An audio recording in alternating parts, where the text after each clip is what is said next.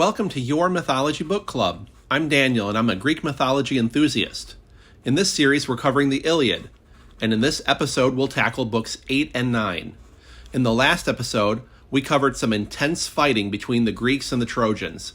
It's been a period of time where the Greeks were largely ascendant through the help of Athene giving great power to Diomedes in his really extended Aristeia.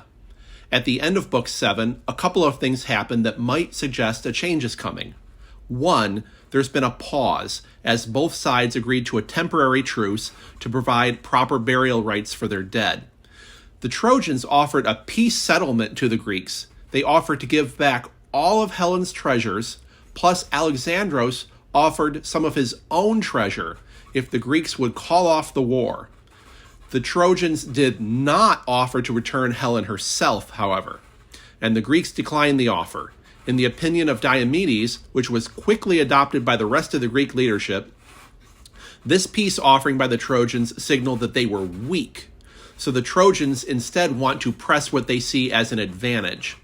At the same time, the Greeks had also listened to their most elderly leader, Nestor, when he suggested that they fortify their camp by building a wall, blocking off access to the sand spit their ships are drawn up on. Why he chose now to make this suggestion after 10 years of siege isn't explained. And Nestor isn't presented as a prophet who's predicting the future, just a wise old man experienced in battle. So these things all give us the feeling that something new is coming, that this time of Greek dominance in battle might not last much longer.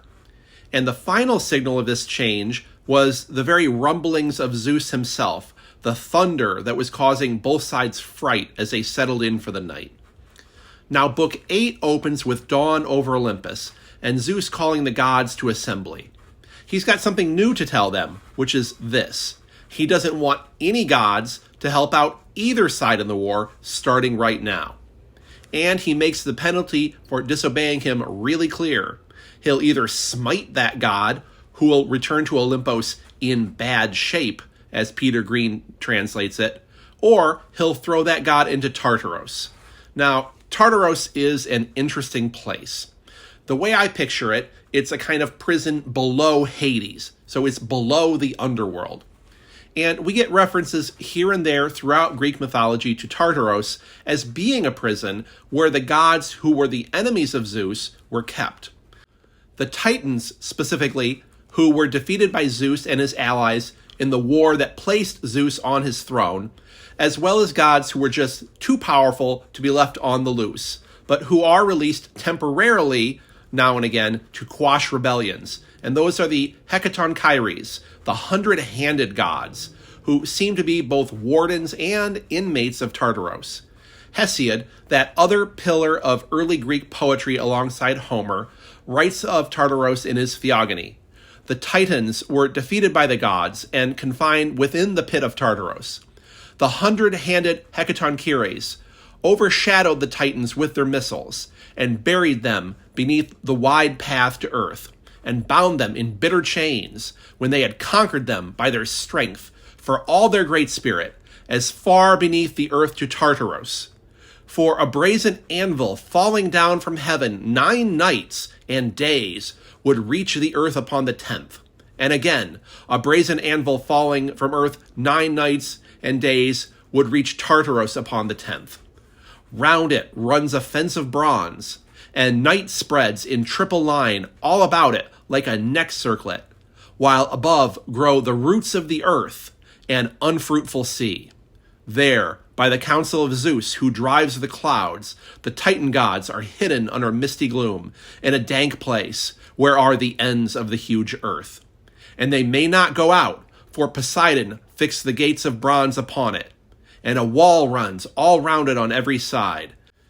There, the Hecatonchires, Gyes and Kotos, and great-souled Obriarius live, trusty warders of Zeus who holds the aegis. And indeed, back now in Book 8 of the Iliad, we find Zeus now making reference to the great depth of Tartaros to the other gods of Olympus, as he continues his threats against them if they dare to continue intervening in the Trojan War. because now he proposes a tug of war, him alone, against all the other gods, and he insists that they wouldn't be able to pull him down from heaven, but once he chose to pull, he would be able to pull up not only the other gods, but the very earth itself, and the sea as well. His rant here reminds me a little of the Festivus episode of Seinfeld, and if you've seen that, then you'll get the reference, an angry dad insisting he can fight everyone else. So with these threats, the gods all go silent, except of course Athene, who respectfully still insists that she will offer advice to the Greeks, not asking, just telling her father that's what she'll do. And after all his threats, Zeus responds to her that he's not angry with her and means only kindness towards her. And this is pretty consistently how we'll see Zeus treating Athene. She is his favorite by a lot. Next, we see Zeus going down to the war himself. He wants to enjoy a ringside seat to the carnage, and rather than pull the strings of battle through the subordinate gods, he wants to manipulate things himself now. We see him mount his all-gold chariot and flying down to Mount Ida, and specifically the peak of Ida known as Gargaros, above Troy, where he can get a good view. The old Lang, Leaf, and Meyer translation puts it, he set harness to his chariot, his bronze-shod horses, fleet of foot, with flowing manes of gold, and himself, clad with gold upon his flesh, and grasped the whip of gold, well wrought, and mounted upon his car, and lashed the horses to start them. They, nothing loth, sped on between earth and starry heaven. So fared he to many-fountained Ida, mother of wild beasts, even unto Gargaros, where is his domain and fragrant altar. There did the father of men and gods stay his horses, and unloose them from the car, and cast thick mist about them, and himself sate on the mountain tops, rejoicing in his glory, to behold the city of the Trojans and ships of the Achaeans. He's loving this battle, and he's ready to settle in. If popcorn had been around at the time, we can imagine him with a big buttery tub of it chowing down. So now dawn breaks, and without any prelude, the temporary truce for burying the dead is over. The gates of Troy open wide, and armed men stream forth, noted to be fewer than the Greeks, but all the more motivated to fight because their own wives and children are right behind them within those walls. The Greeks are assembled on the plain to meet them, and soon the two sides clash, the sounds of sword upon shield. Then were heard the voice of groaning, and the voice of triumph, together of the slayers and the slain. And the earth streamed with blood. Zeus above, munching popcorn. Now, till noon, the two sides were even, and the battle was this raging stalemate. But then around noon, Zeus took out his golden scales. Remember all that gold stuff he has? He's got golden scales too. And the scales seem to be some kind of divining tool, a way for Zeus to learn the will of the fates to which all are subject. With his golden scales, he weighed the fates of the two sides, and Troy came out on top. We now start to see the Greek leaders panicking.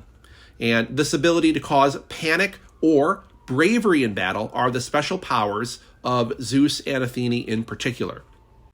In panic, the Greek leaders Idomeneus, Agamemnon, and the two Iases are fleeing the battle. Old Nestor stays, but only because his horse is struck with an arrow, and while he's trying to cut himself free from the gear, Hector comes, looming over the elderly warrior, ready to kill the old man. But now, Diomedes appears. Diomedes calls out to Odysseus to help him rescue Nestor. Heaven-born son of Laertes, Odysseus of the many wiles, whither fleest thou with thy back turned, like a coward in the throng? Beware, lest as thou fleest, one plant a spear between thy shoulders. Nay, stand thy ground, till we thrust back from the old man his furious foe. But Odysseus is also caught in the panic, so Diomedes must defend Nestor alone.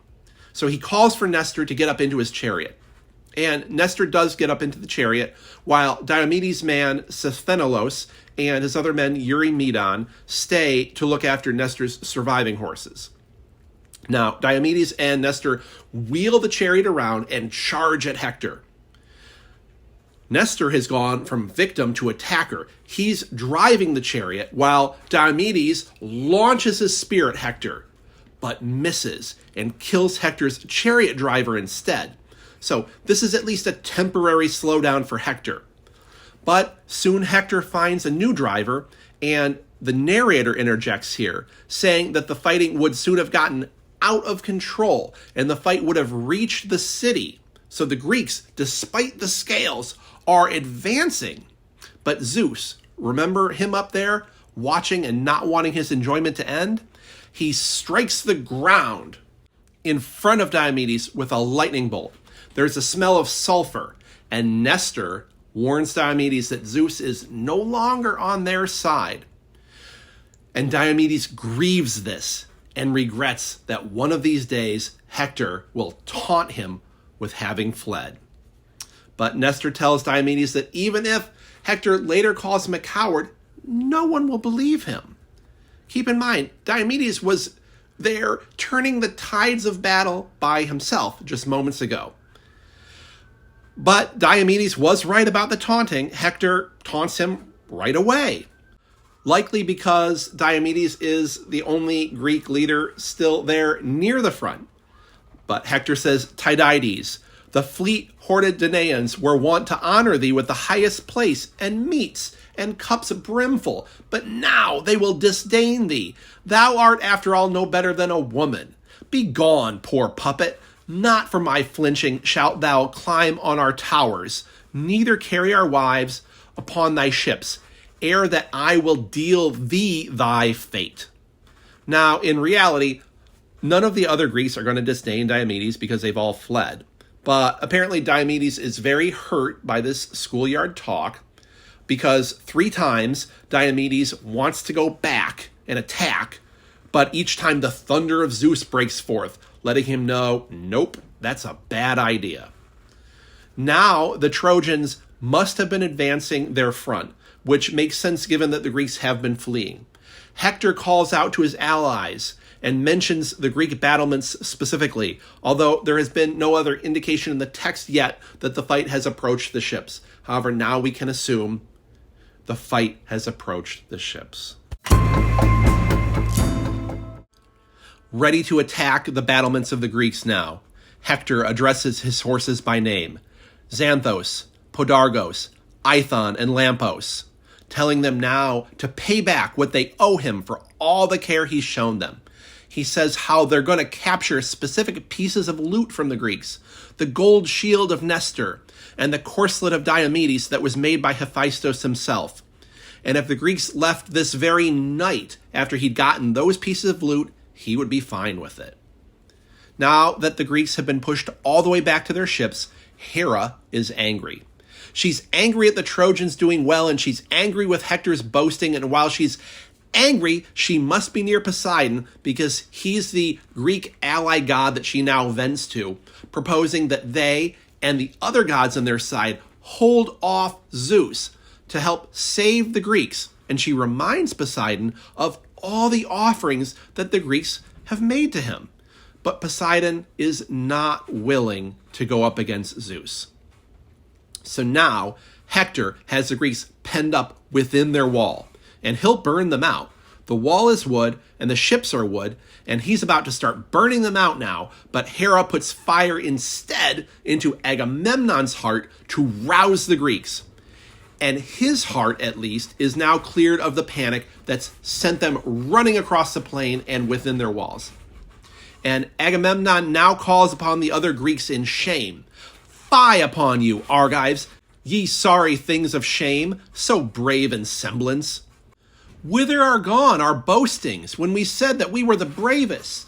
The boasts ye uttered vaingloriously when in Lemnos, as ye ate your fill of flesh, of tall-horned oxen, and drank goblets crowned with wine, and said that every man should stand in war to face 50, yea, 10 Trojans. Yet now can we not even match one, this Hector that anon will burn our ships with flames of fire. O Father Zeus, didst thou ever blind with blindness such any mighty king, and rob him of great glory? Nay, Zeus, this hope fulfill thou me. Suffer that we ourselves at least flee and escape. Neither suffer that the Achaeans be thus vanquished of the Trojans. So, from criticizing the Greeks, Agamemnon has now prayed to Zeus for survival at least. And Zeus hears and assents that the Greeks will not be destroyed today, and he sends the sign of an eagle, his bird, carrying a young deer overhead, which is now dropped onto their altar of Zeus. This is a very good sign. And they hastily, the text doesn't say hastily, but given that the enemy is at their gates, one can safely assume that it was hastily done, perform a sacrifice of this fawn to Zeus, Lord of all oracles. Diomedes begins the return of the Greeks to battle with the first kill. The Trojans must have sensed some turning of the tide because this Trojan, Agelaus, had turned his chariot away, and Diomedes runs him through with his spear, so he fell from his chariot, and his armor clanged upon him. More Greeks now overcome their panic and return to battle. Menelaus and Agamemnon, Idomeneus and Meriones, and the Greeks advance again out from the wall. But we focus now on Teucros, or Teucer, as he's often rendered in Latin. Teucros is the half-brother of Aias the Great, aka Telamonian Aias, and the two share the same father, Telamon, the king of the island of Salamis. But Teucros may be referred to in some translations, unfortunately, as a bastard, quote unquote, because his mother is the second wife of Telamon, and she was a Trojan woman, Hesione, the daughter of the previous king of Troy, Laomedon. Children of second wives or foreign wives or women who weren't formally married to their husbands weren't always treated fairly at the time. But Teucros and his half-brother Aias were inseparable, even if they were very different from one another. While Telamonian Aias was a giant, this human wall with the massive shield that could stop the enemy in his tracks, Teucros I always imagine as being a small guy. He's shooting the enemy with his arrows, hiding behind the great shield of Aias. So now we have the little Aristeia of Teucros, and it's not nearly as glorious as Diomedes' and nothing like what we'll see from Achilles, and we will get back to him soon, I promise. Agamemnon is cheering on Teucros, and Teucros says, hey, I've been shooting Trojans ever since we returned to battle. I've shot 8 arrows, and I've hit enemy targets each time. It's only this mad dog, Hector, that seems to evade me. But when Teucros aims for Hector now, Apollo shifts the arrow to kill Hector's chariot driver instead. Another chariot driver down for Hector. So close, but with Hector being defended by Apollo, even during this little Aristeia, Teucros just isn't going to hit Hector. But losing another chariot driver enrages Hector against Teucros, draws his ire. Teucros draws another arrow, but before he can even shoot it at Hector to defend himself, Hector comes up on him with a big rock and smashes Teucros right where the neck and collarbone meet. Now, of course, this ruins Teucros' ability to shoot, and he drops his bow and falls to the ground. Aristeia over already. His half-brother Aias now stands over him to defend him and cover him with his great shield. So here, Zeus again gives power to the Trojans, and Hector is described as a hunting dog, pursuing the Greeks, even to their defensive ditch. So Hector is chasing the Greeks. Whichever Greek is lagging behind the others, Hector kills. They're being chased back to their defensive ditch and wall. The Greeks are back at their ships again already, and they're calling out to one another to see who's still alive, and they're calling for help to the gods. Hector is described as having the crazed eyes of a Gorgon, or Ares himself. Now Hera asks Athene if she's going to help the Greeks now that it looks like they will all die. Out on it, thou child of Aegis-bearing Zeus, shall not we twain any more take thought for the Danaans that perish, if only for this last time? Now they will fill up the measure of evil destiny and perish by one man's onslaught, seeing that he is furious now beyond endurance, this Hector, son of Priam, and verily hath wrought many a deed of ill. And Athene gives a long response, saying a few different things. She says that Hector would be dying now if not for the will of Zeus. And she says that Zeus's will is evil, although keep in mind that good and evil were more practical and relative concepts back then. Evil for the Greeks, certainly Zeus's will is now, and evil in that they were going to die in battle. And Athene says that she doesn't remember how many times she was called to save Zeus's son Heracles, who would never have returned from his quest to Hades if not for her. And we get a rare, for this part of the Iliad anyway, another mention of Achilles when Athene says that Zeus is still honoring the wishes of Achilles' mother Thetis. And we should all keep in mind right now that that's the only reason Zeus is all about the Trojans at this point. But finally, Athene says that Zeus will remember that he loves her, so counting on his eventual forgiveness, Athene is now willing to join Hera in saving the Greeks. But even from his perch upon Mount Ida, Zeus sees that Hera and Athene are about to disobey him.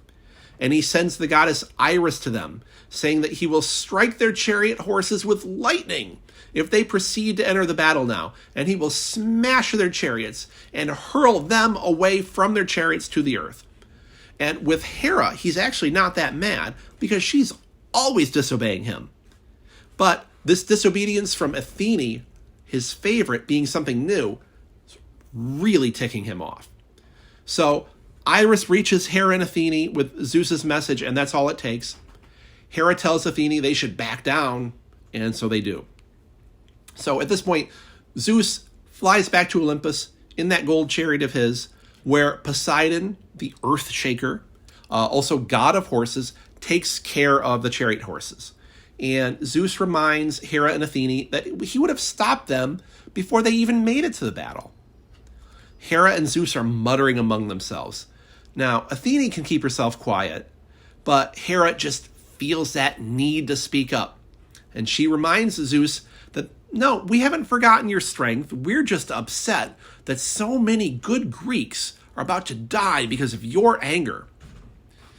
Zeus tells Hera that at dawn, she'll see an even greater son of Zeus killing Greeks. Now, we're not sure what that means yet.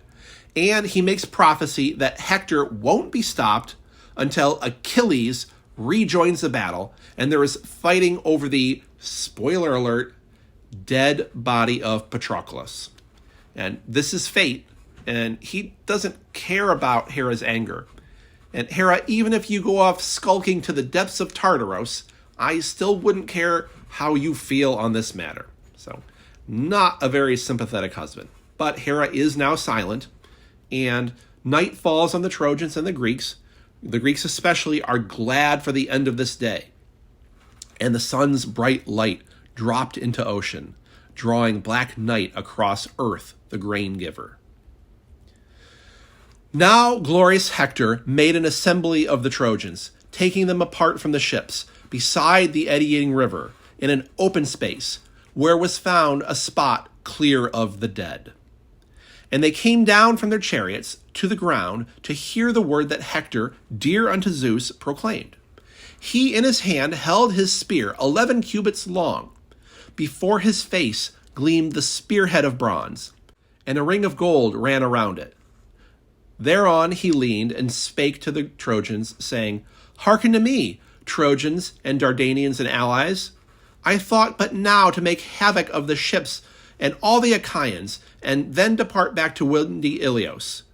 But the dusk came too soon, and that in chief now hath saved the Argives and the ships beneath the beach of the sea. So let us now yield to black night, and make our supper ready. He says that the night has saved the Greeks, and says that they should send to Troy now for animals to eat, and that they should have many campfires and just stay out on the field overnight to prevent the Greeks from getting into their ships and fleeing. And he continues in a really long speech to make a number of points. So first, he wants the boys and old men in the city to keep watch, and the women to keep fires lit in their homes. So he wants to be ready for any trickery of the Greeks. Hector now calls out Diomedes specifically, saying, I will know whether Tydeus' son, stalwart Diomedes, shall thrust me from the ships back to the wall, or I shall lay him low with my spear and bear away his gory spoils. Tomorrow shall he prove his valor, whether he can abide the onslaught of my spear. Would that I were immortal and ageless in all my days, and honored like as Athene is honored, and Apollo, so surely as this day bringeth the Argives ill. The Trojans offer sacrifice, but it says here that the gods will have no part of it, as the Trojans are hateful to them, though the text doesn't really say why this is. The Trojans light numerous campfires all across the plain, a threatening sight to the Greeks penned up within their wall. Even as, when in heaven the stars about the bright moon shine clear to see, when the air is windless, and all the peaks appear, and the tall headlands and glades, and from heaven breaketh open the infinite air, and all stars are seen, and the shepherd's heart is glad, even in like multitude between the ships and the streams of Xanthos appeared the watchfires that the Trojans kindled in front of Ilios. 1,000 fires burned in the plain, and by the side of each sate 50 in the gleam of blazing fire. And the horses champed white barley and spelt, and standing by their chariots waited for the throned dawn. So 50,000 Trojans and allies ready to slaughter the Greeks and burn the ships in the morning. Fortunately for the Greeks, this will be a very long night. And this is the end of Book 8. Book 9.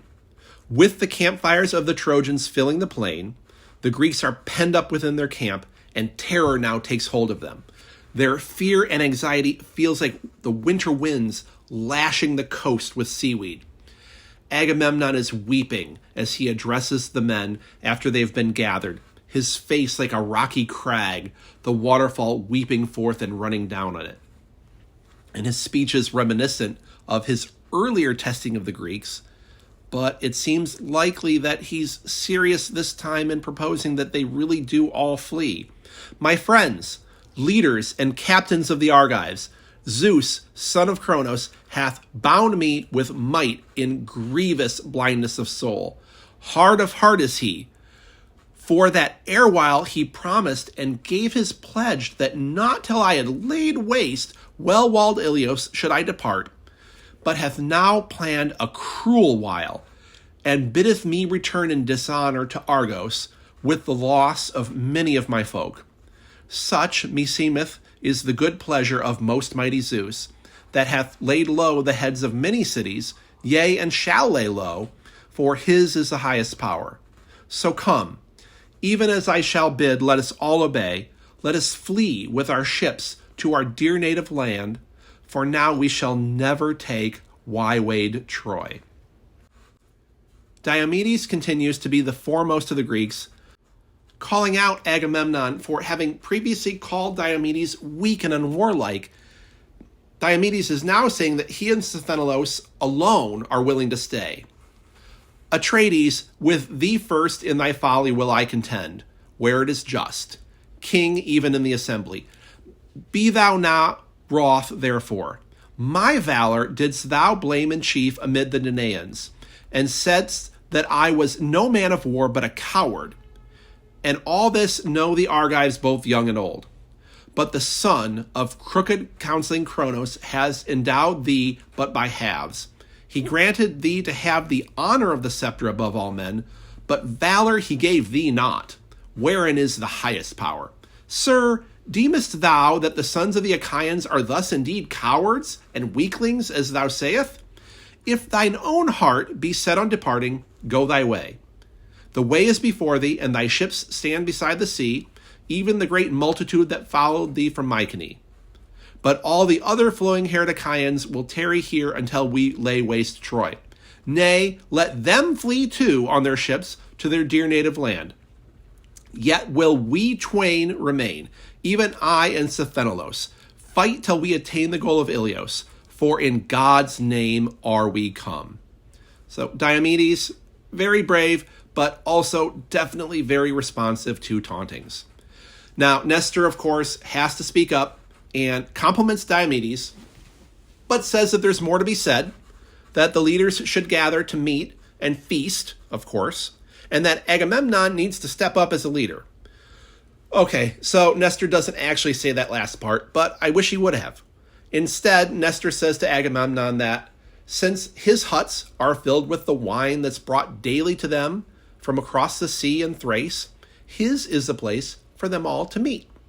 And once they have met, he says that Agamemnon will hear the ideas that all the leaders have to suggest, and he can choose then which path forward seems best.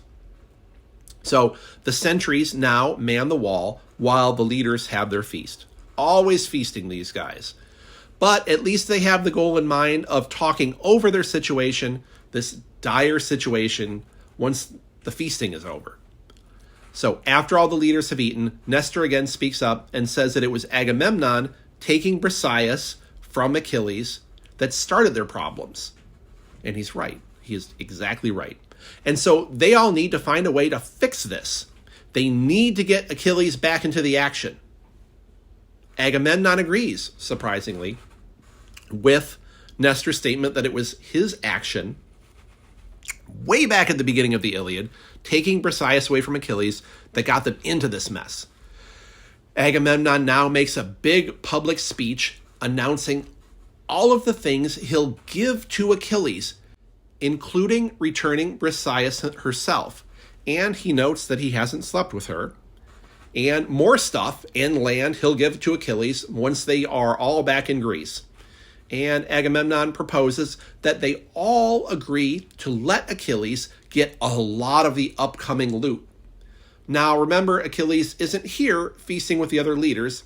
He's been hanging out in his own huts with his own people ever since his falling out with Agamemnon way at the beginning of the Iliad. Oh, and I will point out, notice that Agamemnon here names his various daughters, any of whom he's offering for Achilles to choose to marry. Chrysothemis, Laodice, and Iphianassa. And it's this last daughter that I'd like to draw your attention to. Her name is very similar to another daughter of Agamemnon who's mentioned in some of the stories surrounding the Iliad, Iphigenia. Beyond their names, starting with the same root word Iphi, which means something like by force, the second portions of their names that sound different to our ears both refer to kingship, just two different words for king. And this is all you can read in an article linked in the show notes by Gregory Nagy. From antiquity, there has been some confusion as to whether these two daughters, Iphigenia and Iphianassa, might in fact be the same person, given the identical meanings of their names, or very similar meanings anyway. And here's why this question matters. Are these two different daughters or the same? So in those surrounding stories of the Iliad, in which Iphigenia plays a part, there's a scene set before the Greeks have left Greece on their way to Troy. They've all gathered with their armies and their ships at the port town of Aulis, and there's no wind. So they won't be able to reach Troy without wind. And the seer, Calchas, remember him from the opening of the Iliad? Agamemnon at the beginning of the Iliad clearly had some pre-existing beef with Calchas, saying that Calchas never has any good news, always predicting trouble. And it seemed kind of out of place to us at the time, but not if you know what happened at Aulis, because there, Calchas was a seer who understood that it was the goddess Artemis who was mad at the Greeks then. It was preventing any wind from taking place. Just like he knew that it was Apollo who was mad at them at the opening of the Iliad. And there at Aulis, with the fleet stuck without any wind, it was Calchas who told Agamemnon that the only way Artemis would let them have any wind was if Agamemnon would sacrifice his daughter, Iphigenia, to Artemis. And so he did. And here's how he did it. He didn't just kill her. It was sneaky. Agamemnon came up with a story, a lie, to lure his own daughter to her death. He said that she was being given in marriage to Achilles. Achilles, the dashing hero, who, by the way, had no part in the lie and was plenty pissed at Agamemnon afterwards for being used in this evil way. So the pre-existing beef with Calchas and also the not great relationship with Achilles both go back to Aulus. So Iphigenia shows up expecting a wedding and instead is killed. And now the winds blow and the ships set sail to Troy. So later on, in stories set after the Iliad, we learn that maybe Artemis didn't let Iphigenia die after all, and that she was replaced at the last moment by an animal, unperceived by the humans there, and that Iphigenia herself was spirited away by the goddess to a far-off temple of Artemis, where she there became a priestess. But all this is to say, wait a minute, does the story of the sacrifice at Aulis fit into the Iliad? Or was it shoehorned in afterwards? And if it was a later addition, then what's up with that pre-existing beef that Agamemnon already had with Calchas at the beginning of the Iliad? So are Iphigenia and Iphianassa the same person? It's hard to say, but it's an interesting little loose end here. So anyway, Agamemnon has now made this public offer of cash and prizes in the human woman Briseis to Achilles in restitution for the wrongs that he committed. And Nestor agrees with Agamemnon's plan and suggests the men for the embassy, that is, the group of men who will then carry this offer to Achilles. Certainly shouldn't be Agamemnon himself. He's the source of Achilles' anger. So the men that Nestor suggests: Aias the Greater, Odysseus, and Phoenix. This is an old man, Phoenix, but one who is dear to Achilles, who served as a kind of tutor and father figure to him in his youth, and is the closest thing that Achilles has to a father here in Troy. So these are the men of what's often called the embassy. This is the embassy episode in literature about the Iliad. These men handpicked to go and make this offer to Achilles to placate his anger and hopefully get him to rejoin the war, now that Agamemnon has admitted his fault and is willing to give him back not only Briseis, but tons of other stuff as well. And keep in mind, in a culture where loot equals honor, he's being offered a lot of honor, and specifically being brought this news by the very men from among the Greek camp who he was closest with prior to this fight with Agamemnon and sequestering himself off in his own huts. So Nestor gives all of the embassy men advice on how to persuade Achilles, but he especially speaks with Odysseus, who's cunning and whose way with words should be key in making this embassy a success. At line 182, if you're reading a non-abridged version, you might notice that Homer says in reference to the members of the embassy something like, "So the two set off." And of course there was three, right? Odysseus and Aias the Greater and Phoenix. So by saying only two here, this may be a reference to an earlier version of this episode in which only Odysseus and Aias took part in the embassy, with Phoenix maybe being a later addition, but one who adds some emotional depth to the embassy. So I'll give you a little background on Phoenix here. This old man was an exile in his youth, taken in by Achilles' father Peleus. Achilles had been cursed with childlessness by his own father, so he would never be able to have his own children. And his father did this because Phoenix slept with his father's concubine, or in some accounts, she just falsely accused him of having slept with her.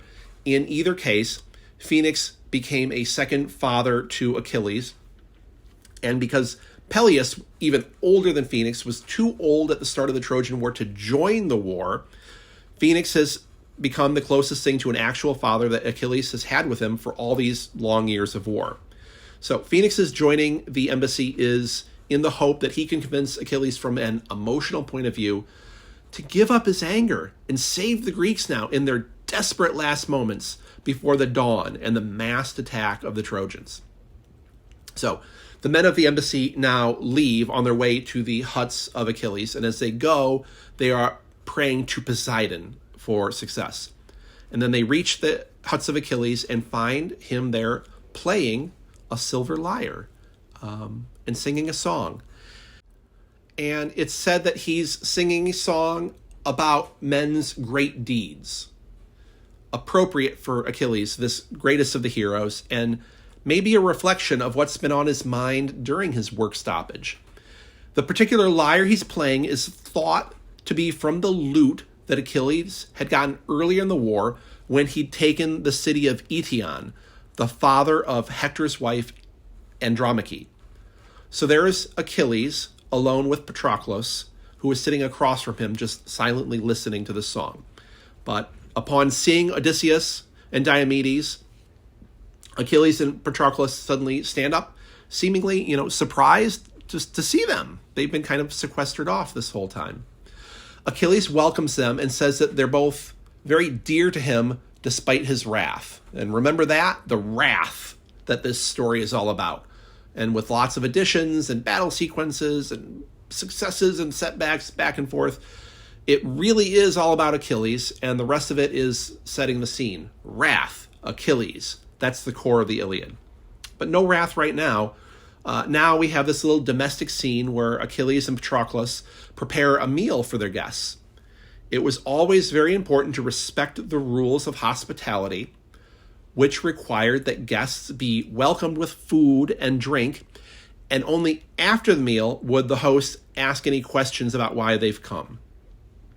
So they get roast goat meat and pork, and they have bread and wine, and after eating, Odysseus sees Aias nod to Phoenix, and that's the sign that he takes to begin his persuasion of Achilles.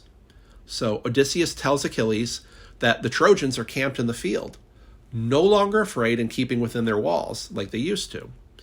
The Trojans have received good omens, and Hector has been rampaging. Odysseus himself feels it's a toss-up, whether they'll be able to save the ships come morning, or if the ships will be burned and the Greeks all killed here, far away from home. And Odysseus reminds Achilles of what his father surely would have told him, that he'll be given strength by the gods, Hera and Athene, if they will it, but that he, Achilles, must contain his pride. There is still time for Achilles to save them. And only after all this does Odysseus start to list all the treasures that Agamemnon is willing to give him. Remember that loot equals honor, so Agamemnon now is dishonoring himself to give this honor to Achilles.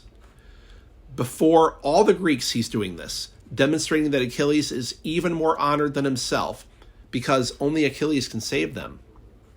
It should be a tempting offer. How will Achilles respond to this? Well, Achilles gives a long response, but even at the start, he's clearly not going to be persuaded.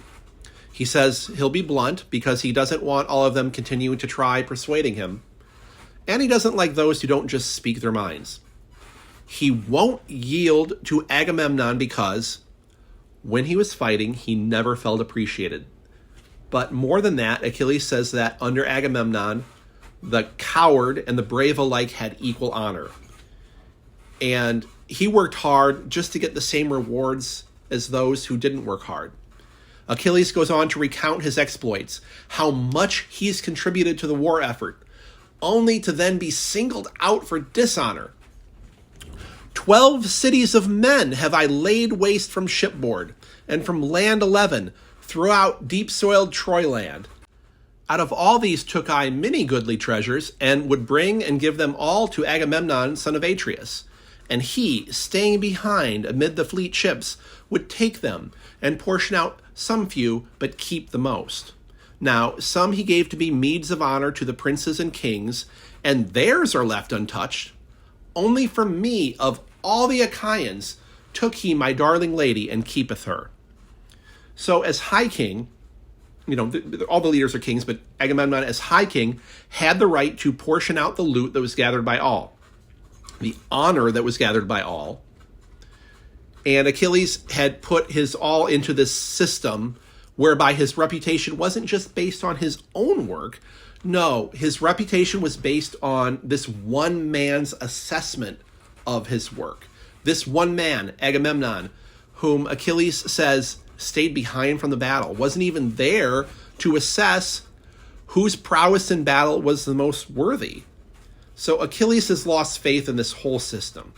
He knows that he's the best warrior. He certainly knows that he's better than Agamemnon, although Agamemnon is not generally presented as a slouch himself, despite Achilles' perception of him in his anger. And Achilles cannot stand to have others see him only through Agamemnon's eyes. The disrespect Achilles has for Agamemnon is so galling, it's undermined Achilles' whole perception of himself and his place in the world. So he's thinking, if I'm the preeminent hero, son of a goddess, greatest warrior of my generation and quite possibly of all time, but if I'm not respected, then what's the point?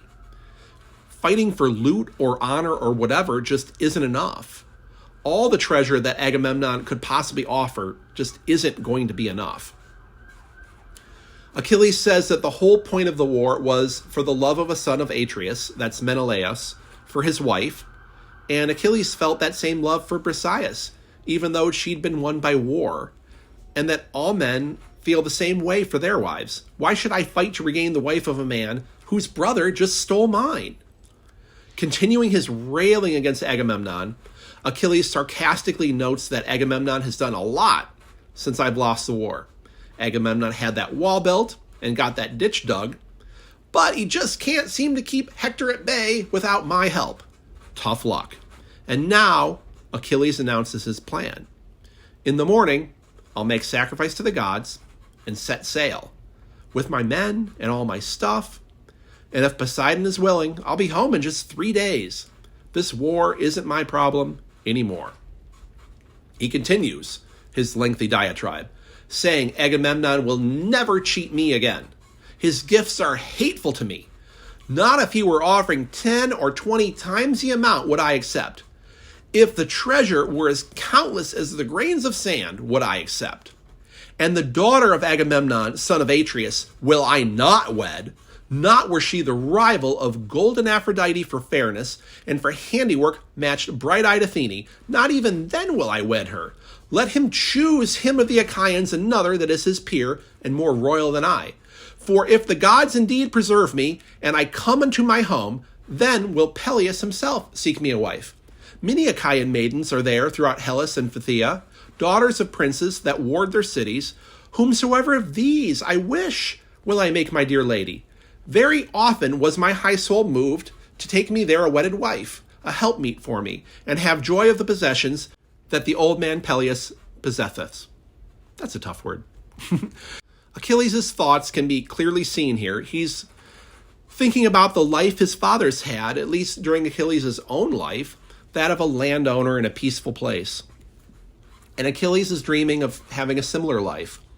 He even says that he doesn't value treasure as much as he values life itself. Any treasure can be taken, but once life has fled the barrier of the teeth, the idea of the soul escaping from your mouth at death, it cannot be restored. Achilles then goes on to talk about the two possible fates that his mother says that he has.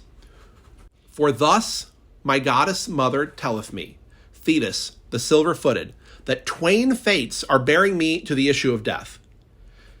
If I abide here and besiege the Trojan city, then my returning home is taken from me, but my fame shall be imperishable. But if I go home to my dear native land, my high fame is taken from me, but my life shall endure long while, neither shall the issue of death soon reach me. As a young man who didn't understand the real value of life, Achilles joined this war seeking glory. And unlike everyone else here, he knew for certain that he would achieve glory, but at the cost of his life. Now that he's gotten a little older, this tiff with Agamemnon, which really does seem out of proportion, even in a loot equals honor-based society, has given him a chance to rethink his priorities in life. And Achilles has made a new choice. Yes, he's still mad at Agamemnon, But I feel that Agamemnon isn't really what Achilles is actually this angry about. Maybe he was at the start, but not now. For all his ranting against Agamemnon, it's more than just him that Achilles is angry at. Achilles' rage, which is the opening line of the Iliad. Remember, sing, goddess, the wrath of Achilles, Peleus' son, the ruinous wrath that brought on the Achaeans woes innumerable and hurled down into Hades many strong souls of heroes. His wrath is really about his fate, and that's no different than the fate of all of us. To live a life full of love and hope and potential, only to know all along that one day it will all be gone, will be gone. And so Achilles is questioning what it's all for. He's the son of a goddess, guaranteed glory if he just reaches out for it. But is glory even worth it if you're dead? That others will think well of you for all time while you're down in Hades with the other shades, regardless of how glorious or meh your life was? Achilles is making a new choice now. He is willing to forego glory in order to keep living, and more importantly, to live the life he wants to spend many future happy years in his beloved homeland of Phthia, this almost semi-mythical, semi-real place of peace and prosperity, where maybe looking for a few lost sheep is the biggest problem he'll face. To be with his loved ones, maybe even to look on the face of his aged father Peleus again. He'd never thought he'd see Peleus again, having made the choice to join this war 10 years ago.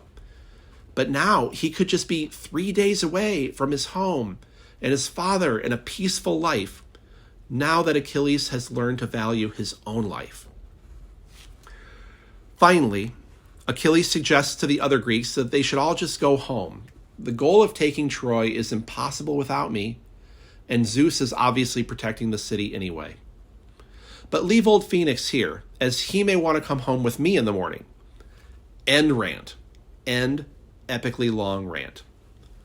And the men of the embassy are all silent and amazed at this forceful and unexpected refusal of the offer, which was generous beyond measure. Finally, old Phoenix stands up, crying, and gives a long speech in return. And this whole book, Book 9, is basically long speeches. Phoenix says that, of course, he couldn't stay here without Achilles. He was sent by Peleus to teach young Achilles all the things he needed to know to be a man. So, having immediately agreed to leave with Achilles, Phoenix really doesn't leave much room for himself to negotiate with Achilles to remain in the war. In fact, Phoenix even says he wouldn't be left behind without Achilles, even if he could become young again. And he gives the interesting story of why he left his homeland as a youth. So after that incident with his father's concubine, and in this version, in the Homeric version, it was actually Phoenix's own mother who talked him into sleeping with his father's concubine in order to make the concubine not like his father anymore. This is very Bronze Age Jerry Springer stuff here. So after all of this and enraging his father, Phoenix wanted to leave his homeland, but his friends and relatives didn't want him to go. So for 9 nights, they kept watch around him to keep him from escaping. But in the 10th night, Phoenix saw his chance and escaped, never to return. He found his way to this semi-mythical land of Phthia, and as an exile, Peleus welcomed him in and treated him as a son. And Phoenix says, I got to be a kind of a father to you, Achilles, even though I thought I would never have a son of my own due to my father's curse. And here, Phoenix makes the one argument which I think is pretty powerful, where he asks Achilles to remember that even the gods can be placated. The ancient religion was largely about knowing which gods are angry with you at any given time and how to calm their anger. So, Achilles, if even the anger of the gods can be extinguished, can't yours? After making reference to the strange prayers of repentance as daughters of Zeus, wrinkled and old, I didn't quite understand that. Now Phoenix says that if Agamemnon hadn't made this great offer of gifts, he wouldn't now be pleading with Achilles to cast aside his wrath. Like, I wouldn't be telling you to do this. But Agamemnon has offered you a lot now, and even more later, and he's sent the best men to come speak with you. So don't make the visit of this embassy have been worthless. And while earlier, Achilles, your anger couldn't be questioned, maybe now after this, after all you've been offered, that won't be the case anymore. Others may no longer support you or understand why you won't help them now that this offer has been made. Phoenix now goes on to reference the story of Meleagros, another hero of an earlier generation who withdrew from battle, like Achilles. Now, there are a number of different versions of the Meleagros story out there, most of which don't have the same withdrawing from battle element that makes its inclusion here make sense. The scholar Jonathan Burgess, in an article linked in the show notes, discusses the possibility that the writer of the Iliad may have invented this version of Meleagros in order for Phoenix to have an example to draw from, versus the other possibility that there was a pre-Homeric Meleagros epic out there of which maybe we only have fragments. At any rate, in this version of the story that's relayed here by Phoenix to Achilles, as an example, Meleagros was a hero whose father, the king of the city of Caledon, had failed to offer sacrifice to Artemis. And in her anger, she'd released the beast known as the Caledonian boar on them. So now, after having defeated the beast, along with the help of huntsmen and one very important huntswoman, Atalanta, to whom Meleagros awarded the honor of having defeated the boar, now Artemis was directing the neighboring Curetes tribe to attack Caledon. Among the Curetes were Meleagros' uncles, the brothers of his mother. In battle, Meleagros killed his uncles, and for this, his mother cursed him. Now, in anger with his mother for this curse, Meleagros refused to continue defending Caledon. He withdrew from battle, and without his assistance, they were losing the war, and it was becoming clear that Caledon would soon fall to the Curetes. Everyone was begging Meleagros to rejoin the war and save them. The people of the city offered him great treasures if only he would come out from his room and fight again before it's too late, before the city burns. And it was only when his own dear wife, Cleopatra, not that Cleopatra, this is a different one, came to him and reminded Meleagros of what happens to women when a city falls, that he finally relented and strode forth to battle. He saved the city. In Homer's version, which of course this story that Phoenix is telling Achilles to convince him to rejoin the war, in this version, the people of Caledon ended up refusing to pay Meleagros the treasure they had promised, and the story just ends with him forgiving them for this. I'm not sure how Phoenix thinks this helps him make his case. Maybe he's responding to Achilles as having earlier said how he now values life over treasure. There's an alternate version of the Meleagros story out there that ends in a more romantic and tragic way, with Meleagros having saved the city but dying in battle, and Cleopatra kills herself for having convinced him to go out to his death. So very, very romantic and tragic. Regardless, Phoenix concludes his speech by saying, "Don't be like Meleagros. The ships can't be saved once they're on fire. Besides, if you act now, you can still have all these gifts that have been offered you." So in his short response to Phoenix, Achilles says that he has no need of the honor Agamemnon offers.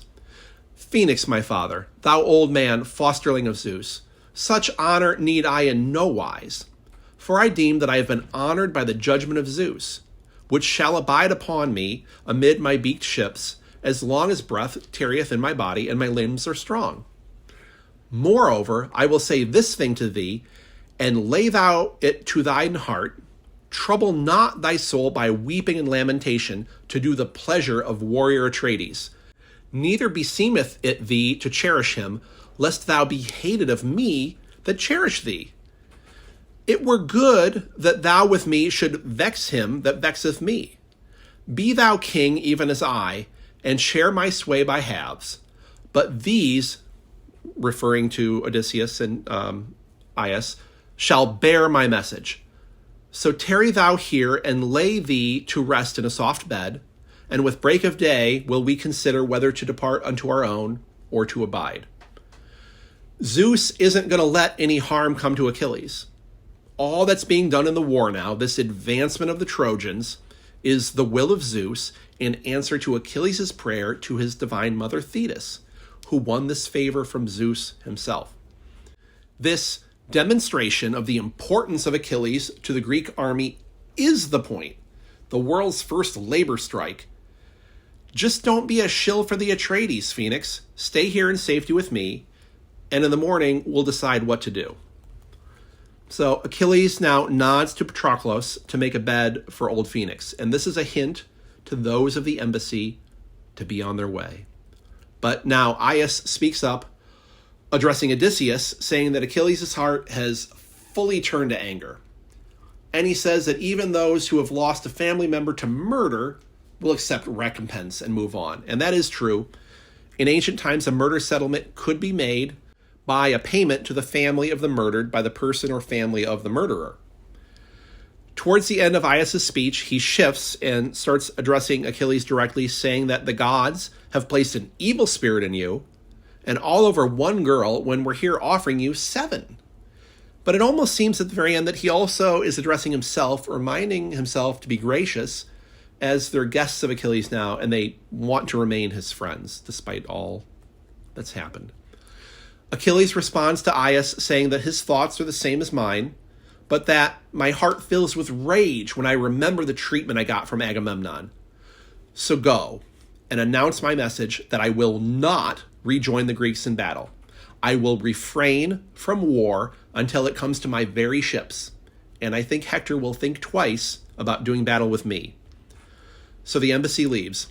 Agamemnon sees them coming back and is eager for good news, as well he might, knowing how very much he offered to Achilles. But his hope is quickly dashed. Odysseus gives him the bad news. And now Diomedes says he wishes Agamemnon hadn't even made his offer to Achilles. Most noble son of Atreus, Agamemnon, king of men, would thou hadst never besought Peleus' glorious son with offers of gifts innumerable.